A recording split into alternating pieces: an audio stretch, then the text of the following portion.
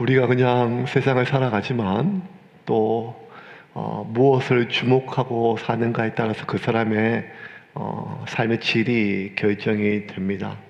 9가지가 다 좋아도 한 가지가 싫으면 그 한 가지 싫은 것 때문에 회사를 그만둘 수도 있고 직도 가정을 깨뜨릴 수도 있으며 또 삶의 많은 것들이 무너질 수 있습니다.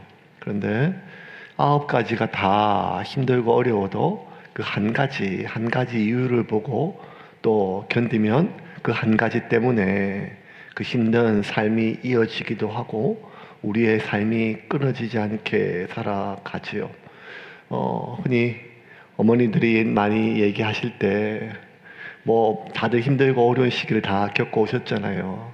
그래서 10번 더 죽을 뻔했지만 10번 더 죽을 마음을 먹었지만 그래도 살았던 이유가 뭐냐라고 물으면 한결같이 자식들 때문이라고 얘기를 해요. 자식들 때문에. 자식 너희들 아니면 너희들 보고 살았다고 얘기하죠.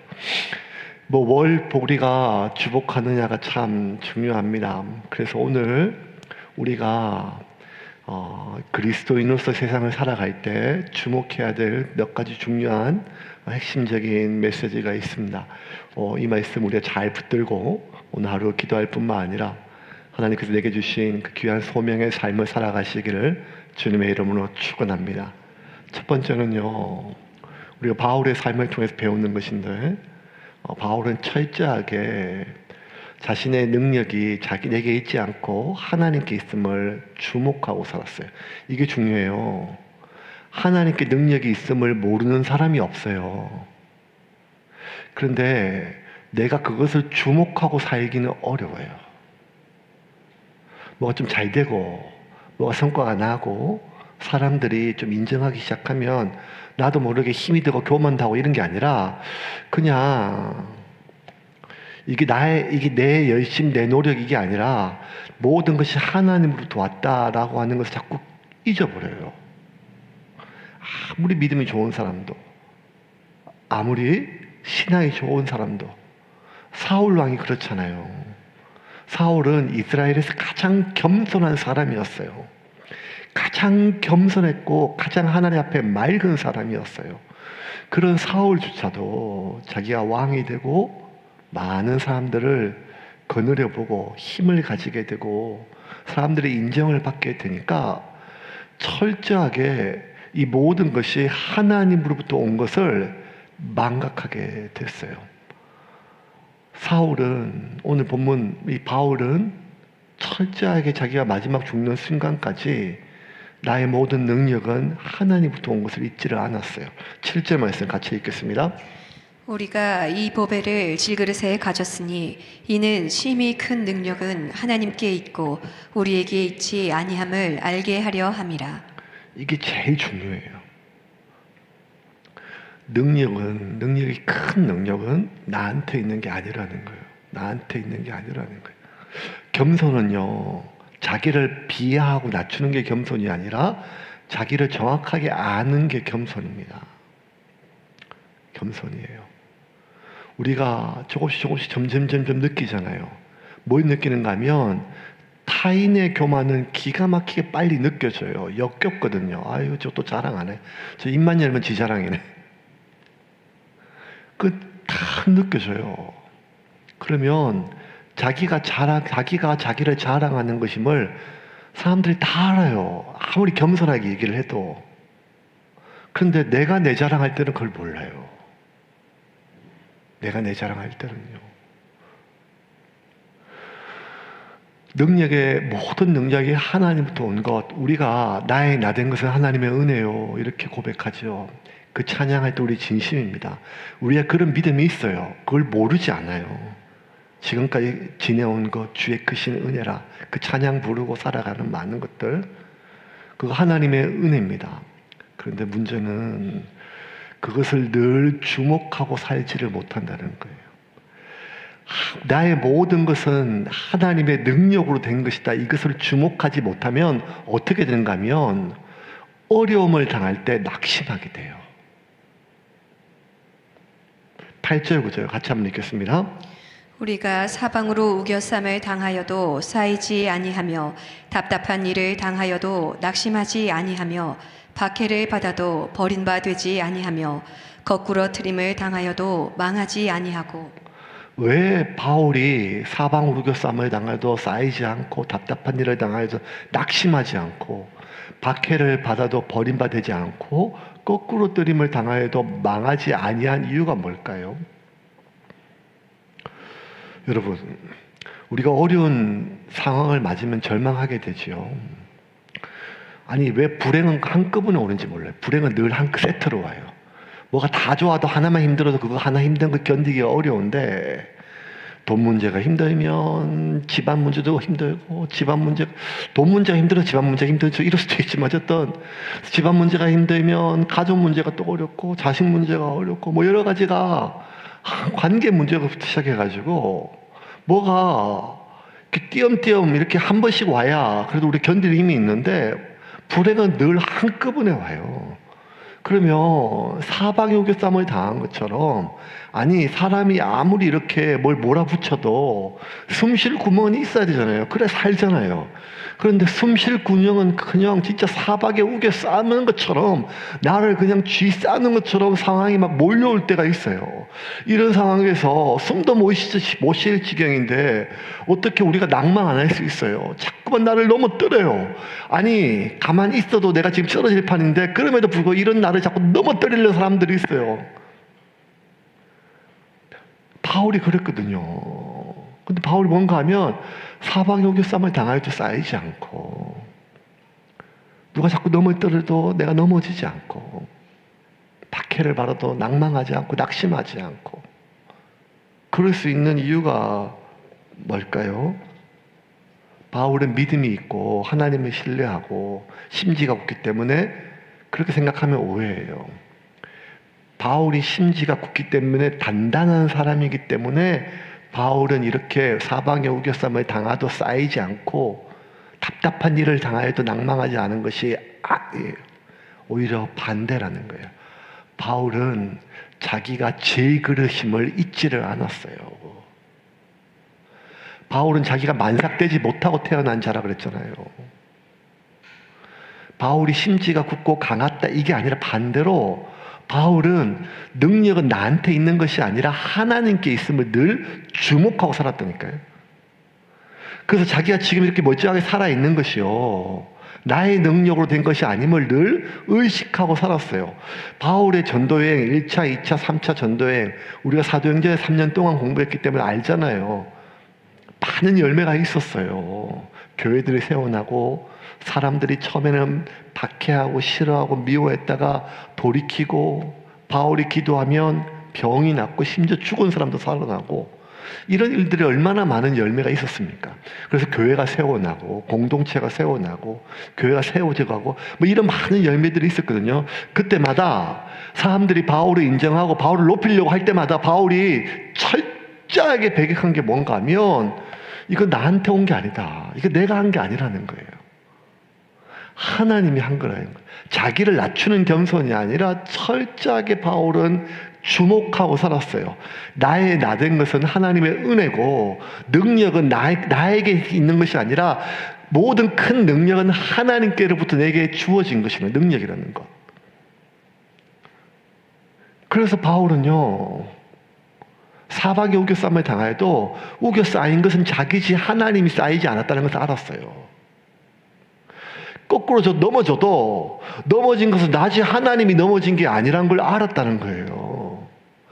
어차피 자기가 지금까지 살아온 것은 내 힘으로 내 능력이 아니라 하나님의 능력으로 살았는데, 그 하나님의 능력은 그 하나님은 한 번도 쌓이지 않았고, 하나님은 아직도 여전히 한 번도 넘어진 적이 없으니까, 자신이 넘어지고 자신이 쌓이고 자기가 박해를 받고 이 수많은 일을 당하였다 하고 정말 사박에 우겨쌈을 당하여 숨쉬기이 없는 것처럼 느껴질 때가 한두 번이 아니었지만 힘들었지만 낙심하진 않았다는 거예요. 여러분, 이게 고통스러웠지만 절망하지는 않았다는 거예요. 이거 오해하면 안 돼요. 그렇게 힘들어도 바울은 늘 저 기쁘게 즐겁게 이게 아니라 힘들죠. 누가 날 자꾸 넘어뜨리면 얼마나 속상해요. 잠을 못 잔다니까요. 숨을 못 쉬어요. 그 억울함이요, 말도 다 못해요. 그 사람 때문에, 그 일 때문에 내가 이렇게 이 꼬라지로 사는 걸 자꾸 생각하면, 이거는 이 억울함은, 이 원망함은, 이거는요, 우리를 숨도 못 쉬고 잠도 못 자게 만들어요. 힘들어요. 고통스러워요. 원망스러워요. 그런데 절망하거나 낭망하지는 않았다는 거예요. 왜냐하면 절망과 낭망, 낙심 이런 것들은 소망이 없을 때, 희망이 없을 때, 가능성이 없을 때 오는 거거든요. 근데 힘들지만, 고통스럽지만, 원망되지만, 억울하지만 내게 소망이 없어진 건 아니라는 거예요. 희망과 가능성이 없어진 건 아니라는 거예요. 왜냐하면 어차피 얘가 여기까지 온 것은 나의 힘으로 온 것이 아니라 하나님의 능력인데, 그 하나님은 한 번도 우겨쌈을 당한 적이 없고 하나님은 한 번도 넘어진 적이 없다는 거예요. 이것이 바울이 사방에 우겨쌈을 당하여도, 거꾸로 뜨림을 당하여도, 박해를 당하여도, 넘어뜨림을 당하여도 낭망하거나 낙심하거나 절망하지 않았던 이유입니다. 그래서 여러분, 내가 왜 그렇게 절망하는가? 내가 얼마나 낙심하고 소망을 잃었는가? 그 일 때문에, 그 사람 때문에 라고 생각할 수 있지만 아니에요. 정확하게 얘기하면 나의 나 된 것은 하나님의 은혜로, 하나님의 힘으로, 하나님의 도움으로 여기까지 왔습니다 라고 고백하고 살았지만 정작 나는 내 힘으로 지금 살고 있는 거예요. 내 힘으로 살고 있는 나를 책망하는 말씀이 아니에요. 그게 너무 수고스럽다는 거예요. 주님 보실 때. 너 교만해서 아직도 네 힘으로 살아? 이게 아니라 수고하고 무거운 짐진 자들아, 그 무거운 짐을 왜 지고 가느냐 이 말이에요. 인생의 짐이 고되고 힘들다 그랬잖아요. 그 짐을 한결같이 하나님은 우리에게, 주님은 우리에게 내게 맡기라고 하는 거예요. 맡기라. 잘 맡겨지지 않으면 그냥 던져라. 기도라는 게 그럴 수 있거든요. 기도라는 것이 확신 가운데 가고 평안 가운데 가는 게 아니라 여전히 불안하고 여전히 두렵지만 그냥 하나님께 던지는 거 잘 모르겠어요. 하나님 던지세요. 하나님께 던지는 것. 수고하고 무거운 짐진 자들아 다 내게로 오라. 나의 나 된 것은 나의 하나님의 은혜이고 지금까지 내가 하나님의 도우심으로 살아왔다. 우리 그 진심으로 믿거든요. 우리 지나온 인생 돌아보면 그 마음이 확실하게 들어요. 지금 내가 내 앞에 닥쳐있는 문제 속에서는 두려움과 불안 속에 있지만 지나온 것을 봤을 때는요, 그게 보이거든요. 아니, 믿음이 약한 사람도 보여요. 그게 하나님의 은혜인 게 보여요. 그렇다면 여러분, 우리는 똑같은 이 세상을 살지만 세상 사람과 다른 하나님의 자녀의 삶이 있다는 거예요.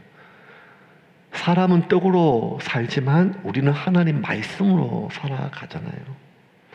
그 말씀이 우리의 힘이고 우리가 능력이 나에게 있는 것이 아니라 하나님께 있음을 늘 주목하고 살아갈 때 우리는 사방의 우겨쌈을 당하여도 쌓이지 않습니다. 능력이 하나님께 있음을 우리가 알 때, 주목하고 살아갈 때 우리가 거꾸로 뜨림을 당하여도 엎어지지 않습니다. 이것이 하나님께서 오늘 우리에게 주시는 첫 번째 메시지임을 믿으시기를 바랍니다. 우리가 낙심하지 않아야 될 진짜 중요한 이유가 뭘까요? 16절 말씀 같이 읽겠습니다. 그러므로 우리가 낙심하지 아니하노니 우리의 겉사람은 낡아지나 우리의 속사람은 날로 새로워지도다. 자, 그러면 우리가 낙심하지 아니하노니, 낙심하지 않는 또 다른 중요한 이유가 있어요. 이게 뭔가 하면 우리의 겉사람은 낡아지나 우리의 속사람은 날로 새로워진다. 우리가 이런 일을 당하면요, 우리의 겉사람이 무너져요. 내 마음도 무너지고 삶도 무너져요. 마음이 무너지면요, 그 무너진 마음을 다시 잡기가 얼마나 어려운 줄 아시잖아요. 건강도 그렇지만 반복적으로 이렇게 길이 막히고 누군가 자꾸 나를 넘어뜨리고 박해를 받고 우리가 애쓰고 수고한 것들이 무너질 때 우리의 삶이 무너지고 나의 의지가 무너지고 나의 마음도 같이 무너져요. 삶을 놓아요. 저는 저희 아버님을 돌아가시고 나서 지금 제가 아버님 나이가 계속 되면서부터 그냥 어릴 때 처음 어릴 때 늘 아버님 원망하고 살았었는데, 원망하고 아버지가 어머니 고생스럽고 뭐 아버지 술 드시고 막 깨 부수고 막 또 막 한량처럼 사시고 어머니 혼자 고생해서 자식 키우고 이것이 늘 이제 어릴 때 있었는데, 그 아버지가 가졌던 절망에 대해서 한 번씩 떠올라요. 그때 어떤 장면이 떠오르는가 하면, 제가 아주 어릴 때 한 6살, 7살 어릴 때 아버님이 건너방에 키가 190 크신데 3년을 누워 계셨거든요. 아무것도 안 하시고 멀쩡한데 대소변을 받아내시고 막 집에서 굿도 했던 게 기억나요. 멀쩡한 사람이 그렇게 있으니까 머리도 이만큼 기르시고 손톱도 막 기르고. 그 지금 생각하니까 그게 아버지 우울증이었어요. 우울증. 그러니까 아버님이, 제 아버지가 키 큰 거 말고 한 가지 은사가 있는데, 그게 어떤 은사인가 하면, 뭐든지 하면 망하는 은사가 있어요. 진짜. 손만 내면 망해요, 제 아버지. 저희 동네에서는요, 희숙이 아버지 그 시작하면 그 이런 거 하면 안 된다, 이런 소문이 있었어요. 그러니까 이제 뭘 이렇게 자꾸 이렇게 하는데 안 돼요. 망하고. 또 빚내서 뭘 하면 망하고. 이게 계속 반복되니까 삶이 마음을 놓아진 것 같아요. 뭐 제가 어떻게 아버지 그 시대에 알겠어요, 그때는. 지금 생각하니까 그냥 몸에 질병이 있었던 것도 아니고, 산 사람이 어떻게 그렇게 누워있을 수 있어요? 근데 그 기억이 나요. 아버지가 진짜 시체처럼 그냥 삶을 놓아버린 거예요. 의욕이 없어가지고. 그냥 뭘 해도 안 되니까. 우리 삶이 그럴 수 있어요. 자꾸 반복적으로 실패를 경험하고, 내가 아버지 구실 제대로 못하고 남편 구실을 못하고 자기 효능감이 점점 떨어지고, 그러면 우리의 겉사람이 늙지요. 깨어지고 부서집니다. 이렇게 자꾸 부서지다가, 물론 우리가 부서져야 하나님이 새로 만드신다, 더 부서져야 하리, 더 깨어져야 하리, 이런 노래도 있지만, 막상 당해보면, 아니 하나님 그만 좀 저를 막 이런 마음이 들어요. 왜냐하면 이제 더 부서지면 내가 못 살 것 같아요. 여기서 더 부서지면 이제 사람 구실을 못하고 살 것처럼 여겨져요.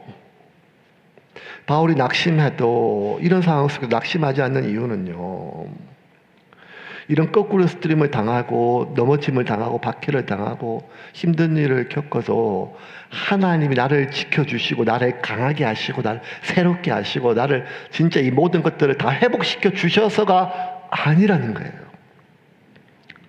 이게 우리가 기본적으로 알고 있는 생각과 좀 달라요. 바울의 삶이. 바울의 그 사람이 회복된 적은 거의 없어요.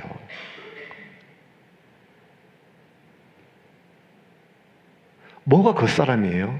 나의 힘, 나의 영향력, 나에 대한 사람들의 평가, 이런 게 다 나의 그 사람이잖아요. 우리가 하나님께 기도하는 많은 것들은 이런 내가 잃어버린 영향력, 힘, 나에 대한 사람들의 평가들, 이런 것들이 무너지고 깨어졌을 때, 더 이상 사람 구실 못하고 있는 것처럼 느껴질 때, 하나님 그냥 예전처럼 회복시켜 달라고 기도하잖아요. 그런데 하나님 우리를 새롭게 하는 것은 우리의 깨어진 겉사람이 아니라, 우리의 깨어진 겉사람을 회복시켜 주셔서 나로 하여금 내가 생각하는 사람 구실을 하고 살 수 있게 하는 게 아니라는 거예요. 다시 한번 읽어볼까요? 방금 9절 16절입니다. 같이 읽겠습니다. 그러므로 우리가 낙심하지 아니하노니 우리의 겉사람은 낡아지나 우리의 속사람은 날로 새로워지도다. 이게 핵심이에요. 우리의 겉사람은 낡아져요. 어떻게 안 낡아져요? 계속 공격당하는데요. 계속 우겨싸임을 당하는데요. 꽃길이 아닌데요. 거꾸로 뜨림을 당하는데요. 그러면 우리의 겉사람은 낡아져요.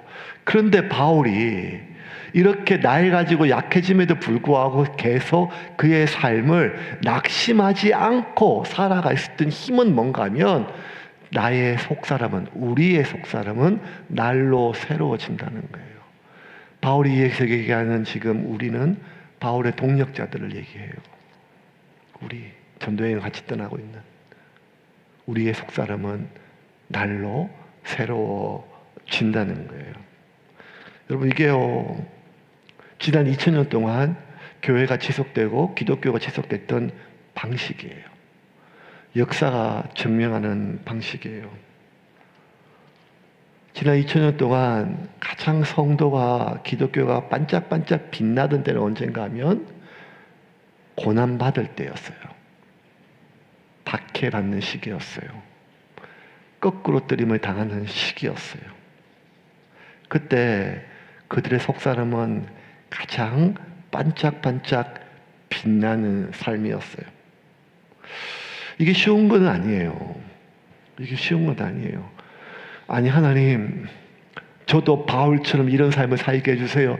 이런 기도가 쉽게 나오지를 않아요. 왜냐하면 이게 내가 지금 현재 그래도 내가 뭐 힘들지만 그래도 이 정도 사는데, 뭐 사람처럼 사는데 이것들 깨어지고 또 치욕을 당하고 서글퍼지고 힘들고 어려운 삶을 즐거워할 사람이 어디 있겠습니까?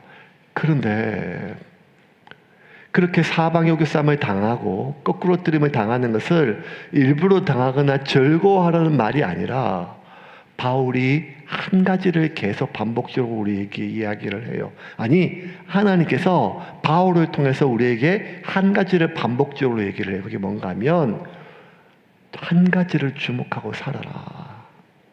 너희는 내 백성이고 이제 너희들의 먹고 입고 사는 너희들의 생존은 너희의 일이 아니라 나의 일이라는 거예요.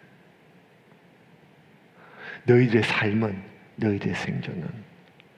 그러므로 이제 우리의 모든 능력, 나의 힘, 개개인의 능력의 차이, 개개인의 그 힘의 차이, 그 집중력, 그 은사, 뭐 이런 거 차이가 아니라 우리가 주목할 것은, 나의 나된 것은 하나님의 은혜이고 나의 모든 능력은 하나님께 있음을 주목할 때 우리가 이러한 상황 속에서도 낙심하지 않고 우리의 속사람이 새로워져서 우리에게 주어진 삶을 살 수가 있다는 거예요. 마지막 구절 17절 18절 같이 읽으면서 말씀 정리하겠습니다. 우리가 잠시 받는 환난에 경한 것이 지극히 크고 영원한 영광에 중한 것을 우리에게 이루게 함이니 우리가 주목하는 것은 보이는 것이 아니요 보이지 않는 것이니 보이는 것은 잠깐이요 보이지 않는 것은 영원함이라. 제가 오늘 역대 최고로 짧게 설교할게요. 권사님들 많이 와가지고 기분이 좋아요 지금. 우리가 잠시 받는 환난에 경한 것이 지극히 크고 영원한 영광에 중한 것을 우리에게 이루게 함이니. 여러분, 환난이 어떻게 가벼운 일이에요? 큰 일이죠. 근데 환난에 경한 것, 가벼운 것이라 생각해요. 왜? 그것이 왜 가볍게 되는가 하면 그 환난을 계속 집중하면, 주목하면 그게 내 삶의 전부인데 바울은 뭘 주목하고 있는가 하면 영원한 것, 눈에 보이는 것이 아니라 보이지 아니하는 영원한 것을 본다는 거예요. 지금 내가 당하는 이 일은 잠깐이라는 거예요. 하지만 영원한 우리의 세계가 있다는 것입니다. 이거를 여러분, 우리가 모르는 사람이 아무도 없잖아요. 천국과 지옥을 모르는 사람이 아무도 없잖아요. 하나님과 예수님을 모르는 사람이 아무도 없잖아요. 그런데 왜 어떤 날은 우리가 절망하고 어떤 날은 우리가 왜 반짝하고 또 살아날까요? 그 순간 내가 뭘 주목하게 되는가에 따라서요. 몰라서가 아니라, 없어서가 아니라. 여러분, 우리가 예수를 믿는 그 순간, 히브리 민족이 홍해를 건너는 그 순간,